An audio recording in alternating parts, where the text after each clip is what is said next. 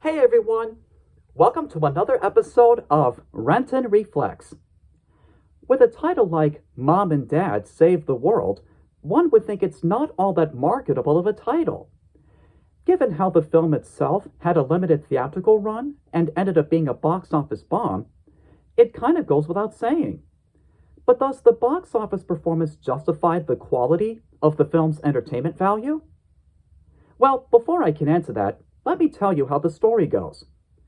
Much of the action takes place on a fictional planet called Spengo, where everyone who inhabits it is literally stupid, including Todd Spengo, a self-proclaimed emperor who managed to take over the planet and name it after himself. Now, Todd has intentions of blowing up the Earth, but before he gets the chance to do so, he spots a human female on Earth named Marge and wants her to be his bride. While Marge and her husband Dick are on a road trip, they both get beamed up to the planet of Spengo, where Dick gets thrown in prison and Marge is forced to get involved in preparations for the wedding ceremony. Not only do Marge and Dick have to make their escape, but they must also save their home planet from destruction before Todd makes Spengo the most powerful planet in the universe. With a premise like that, one would think it's very typical and, for lack of a better choice in words, kind of stupid. And they may be partially right, given how clumsy bits of the writing and the humor are.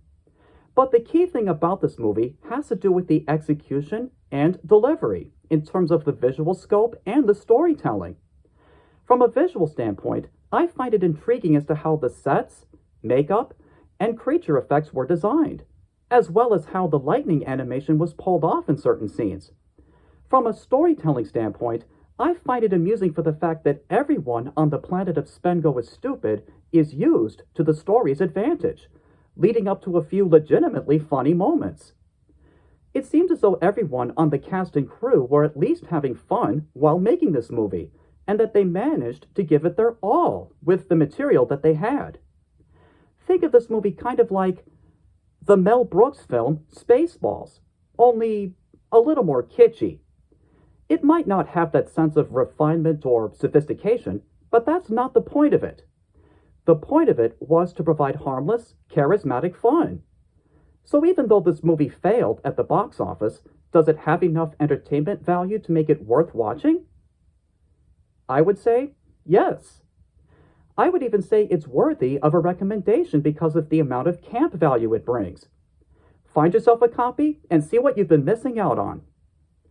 On a scale between 1 and 10, I give this film a 5.5. It may not be all that good, but it's amusing enough to possibly consider it as a guilty pleasure. And that concludes my review. Thanks for watching, and I'll see you next time.